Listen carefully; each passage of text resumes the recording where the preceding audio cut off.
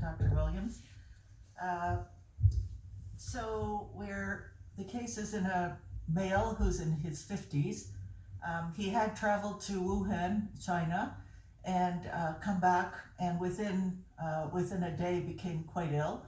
And the emergency service was aware of his travel history, used full precautions, was taken to Sunnybrook Hospital, and is now in a negative pressure room. All the staff are taking appropriate precautions, and the condition is stable. I'm sure you'll hear more about that if you wish from Sunnybrook physicians who are here. We were notified of the lab result today, in the middle of the day, and we have notified Dr. Teresa Tam, the Chief Public Health Official of at Public Health Agency of Canada.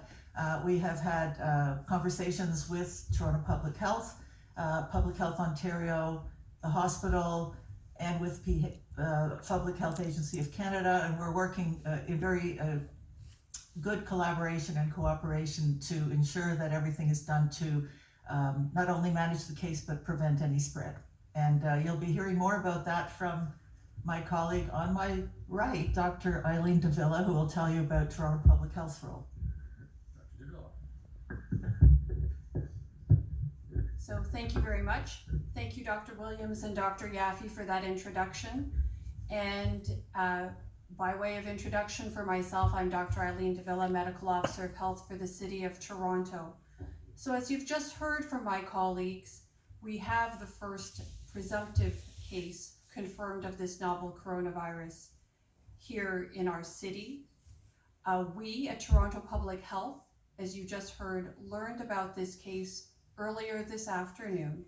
And as I've indicated in the past, there is a public health system.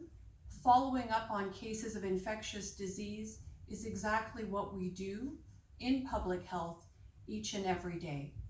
So in this particular case, once we were notified of the presumptive confirmed case of coronavirus, we started our actions in terms of public health. And as I've mentioned before to members of the press and through public communications, what this looks like is understanding where the case was, what the circumstances were under which the person became ill.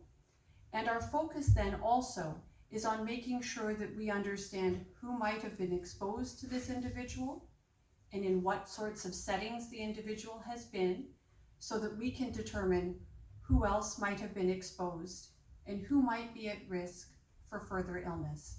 But again, this is something that we do on a regular basis in public health, and this is in fact what my staff are actively doing now, having heard of this particular situation earlier this afternoon. As I've promised to the public, as more details emerge and as we have more information to provide, we will continue to keep you informed on what the situation is and continue to provide you with advice on what the situation is here in our city. I would like to say that I do appreciate very much the collaboration from our partners. We did hear from them very quickly, and that allowed us as the local public health department to get on the case and to start our work as early as possible. I'm going to hand the microphone over to Minister Elliott. Thank you very much, and good evening, everyone. I'd really like to thank Drs. Williams, Yaffe, and Davila for your thorough and comprehensive review of the steps that Ontario and Toronto are taking together to contain this case of the Wuhan novel coronavirus and protect the health of the public.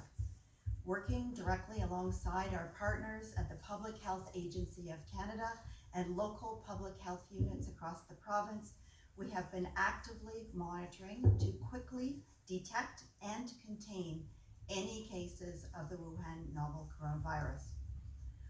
I want to assure all Ontarians that this is exactly what transpired. The system is working. These protocols and procedures have been in place for some time.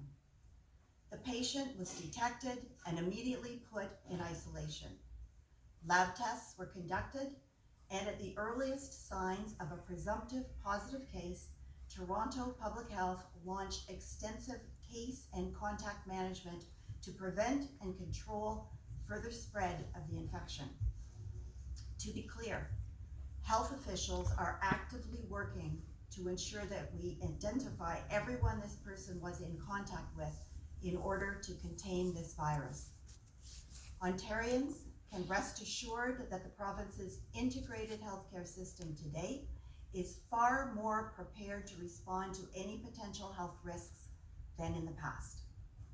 All Ontarians should take comfort in knowing that our public health officials and skilled healthcare providers are bringing their considerable knowledge, skills, and experience to respond to this emerging situation.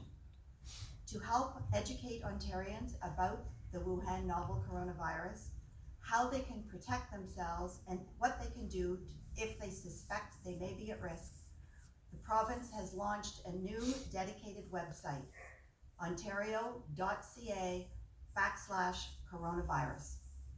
Each weekday, this webpage will be updated with the most up-to-date information on the number of cases under investigation and those that have been confirmed. I have no doubt that increased information will help Ontarians protect themselves as this issue emerges.